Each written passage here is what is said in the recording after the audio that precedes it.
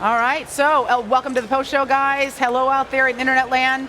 And guys, first of all, congratulations. That was really fantastic. Thank I know you. I enjoyed it. I hope that you guys are feeling good about it. And we're just going to get into some questions right away. Let's start with Far Cry. Okay. All right, so Dan, can you tell us a little bit more about Pagan Min? Yeah, I think when we started to build Pagan Min, we wanted to make sure that we built somebody that was a little bit different. So when we started to talk about Voss from Far Cry 3, he was the type of guy who would show up, like when you were a kid, he'd be the bully on the playground. But Pagan Min is different. Pagan Min is sort of like that. We all have that friend. We all have that friend that we know that if we stay friends with this guy, he's probably going to get us in trouble. We're probably going to end up in jail. Right. So Pagan Min, well, I might be that guy. But Pagan Min is that guy. He's basically the guy who comes up and rather than being the bully, he says, "Hey, let's go steal a car." Yeah. And then he kind of winks at your mom. Oh, That's the kind of guy he is. Yeah, that is a terrible friend. No winking at mom. Is Voss going to be back? Well, I can't tell you that, but I'll tell you this. If he does come back, he's got a hell of a lot of competition with Pagan Min. Well, that would be awesome. That would be like a super double extra boss fight sandwich. Okay, let's talk about Just Dance. So let's see. Tell us a little bit about how Just Dance now works. I mean, I think it's pretty simple, but it's pretty cool that you don't have to be in front of your. Do you have to be in front of your console to do it? Or you can play anywhere. No, in fact, it's that's the whole thing. All you need is a smartphone. You just download the free app, and any internet-connected screen. It could be your PC, tablet, any browser, smart TV, whatever you got. Killer. It's really easy to use, but the technology behind is what enables this, latency-free experience. It's, right. It's built on a technology that was developed out of Ubisoft Massive. It's called UB Blue Star, and enables this really seamless, really easy to play. The technology is a bit complex, but the experience is just it's magic. It's super seamless. Simple. It's really easy to play, which is why we were, really happy to bring it out. We get a flash mob thing going pretty easily. Oh yeah. Yeah. It looked rad. It looked super dream. fun.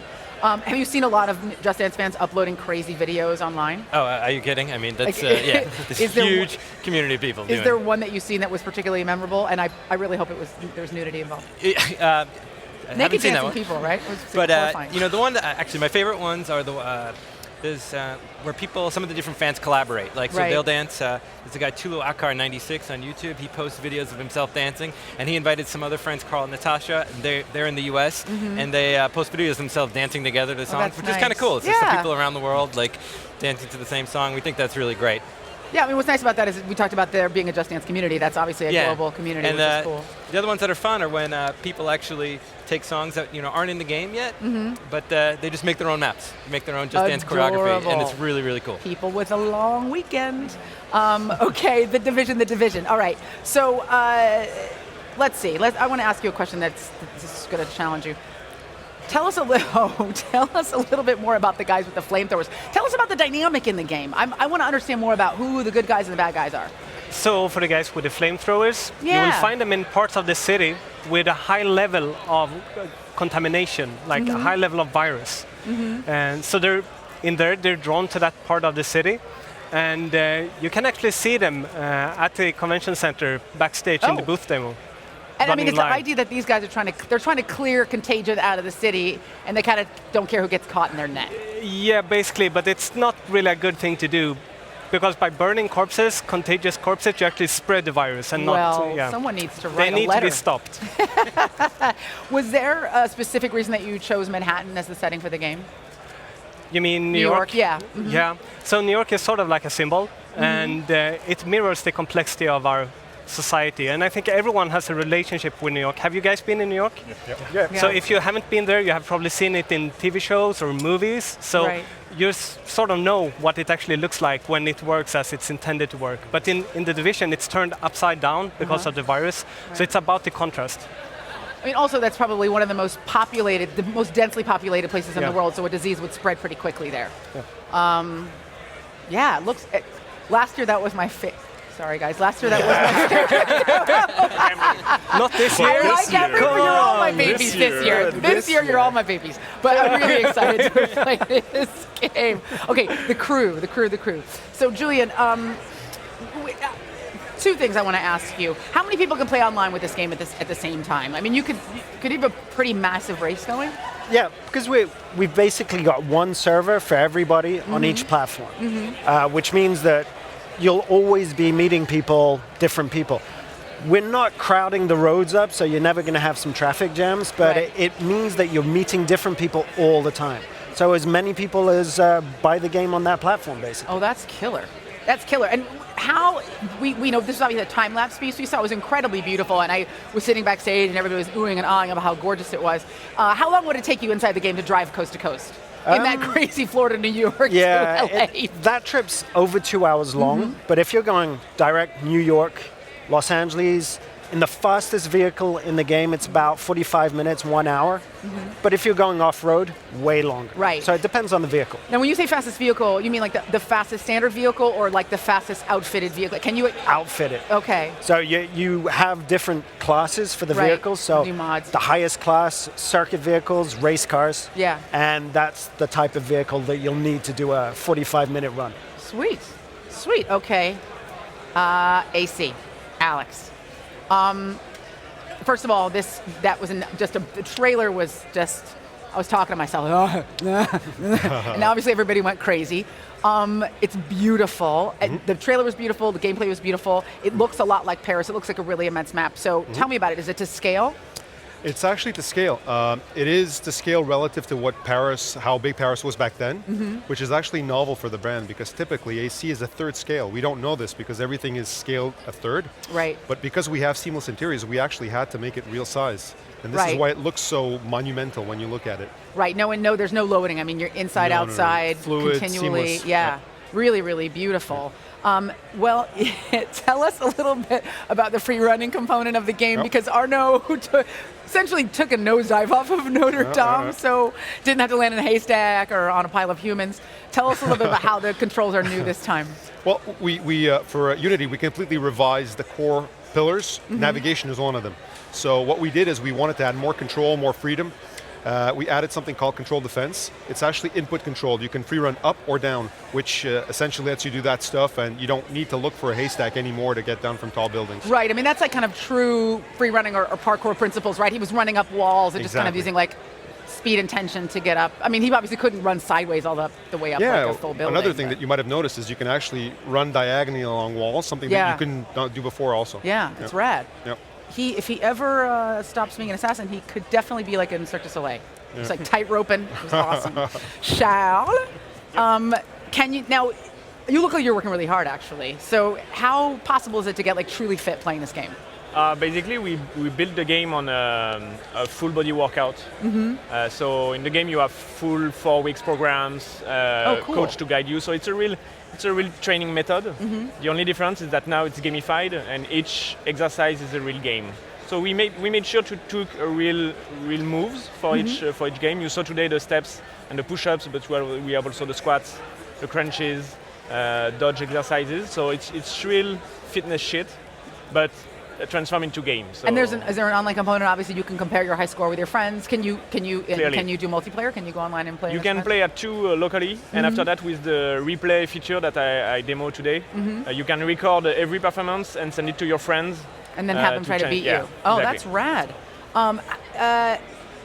Tell me about how did you come up with the exercises for this? Because I mean, the great thing about it is with something like Kinect, almost anything is possible, but you still are working within certain constraints because you're just on the floor. So like, how did you guys create the program?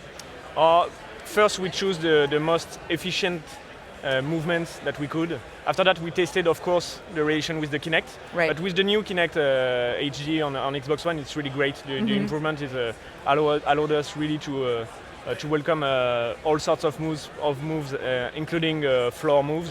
So basically, we did the A list of the movements that we needed to build the programs after. So it was Killer.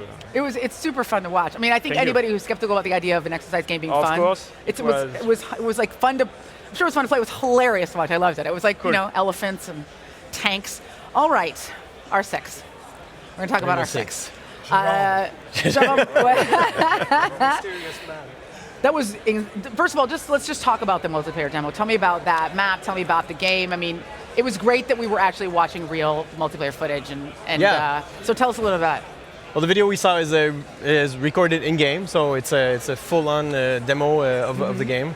What we're presenting on Rainbow Six Siege this time is a full reboot of the game. It's a completely new game, and it's essentially it revolves around attackers and defenders trying to combat around. So there's basically two opposing forces. There's destruction and fortification. And so basically the whole game revolves around destroying the defenses that the defenders have created to protect themselves. Right, so like a penetration game, or a nice, much more sophisticated name of a game of like a capture the flag, but only the flag is a person Yeah, that exactly. really doesn't want to be there.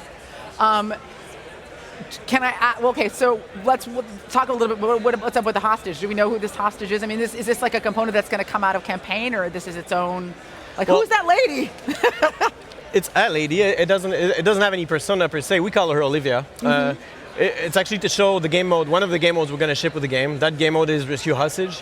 Of course, Rainbow Six is a game that explores the fantasy of counter-terrorist units. Right. And obviously, there's hostages in that situation. So you gotta create a good simulation of that situation. And what we had there, yeah. Yeah, no, I was just going to say, I loved R6 Vegas. It was one of my favorite games, and I feel like that combination of combat and infiltration is what's so fun about R6, that you can essentially be stealthy, that you can plan an attack rather than just going in balls out, which is how, and pushing all the buttons. Yeah. So it was nice to see those two components in play. Exactly. That wasn't a question, I just was stoked to see it. I agree. You're totally right. So, I don't even, is this the same game as Patriots? That's one of the questions from the internet. No, You as just said I mentioned, totally new it's a game. complete reboot. A year and a half ago, we decided to completely reboot the game, change the focus, concentrate on fully next gen, and we embraced the next gen full on with the destruction engine we have. So it's a Awesome. fully procedural destruction engine. Wherever you decide to shoot is going to create a realist hole in there. So if you take a shotgun, shoot through a wall, you can use that position as a camping spot to attack somebody through a wall when he goes through. It's very, very realistic. Wood is going to splinter like wood and create dust like wood. Yeah, that was beautiful. And if you have a cement wall, well, tough luck. I mean, you can breach it and it's just going to be cement in the back, so you can't go in. So there's a lot of realism in there. It's completely procedural, and it's really at the center of the game. It's really interesting. I love the drones. I mean, that was really cool. Drone is and it looks like useful the as well. weapons array is obviously like much more robust and muscular and lots of cool things. Yeah, I'm super excited about it. What's campaign going to be like? That's a whole secret for now. There's obviously going to be campaign. Campaign or not, there's obviously going to be a single player aspect to it. There's going to be co-op play. All the Rainbow Six players have played this for years, and it's obviously a super fun aspect of the game. We're definitely not going to be letting them down. As a team lead of AI, I'm guessing it kind of implies that there's going to be some AI in the game. We're just not selling anymore for now. It's just going to be awesome, though. Cool. I can say that. Well, I will tell you, this was my favorite presser so far. It was super fun. The games all look amazing, really ballsy and fun and cool. And thanks you guys for hanging out with me and talking a little bit more about it. Congratulations. I'm sure you're stoked this is over. Now you just hang out on the floor and talk about your game and not sweat it out in front of a bunch of dusty, angry gamers. And thanks everybody on the internet for watching. This was super fun. And that's it for the 2014 Ubisoft E3 media briefing. If you want to yell about stuff on the internet, the hashtag is UBE3. Feel free to compliment us all copiously and send pictures and also money. And here's a quick video tease of the awesome Ubisoft booth we've been talking about all afternoon, so check that out. Get amped. Go play. If you're here, come see us on the floor. My name is Aisha Tyler. Thanks for watching.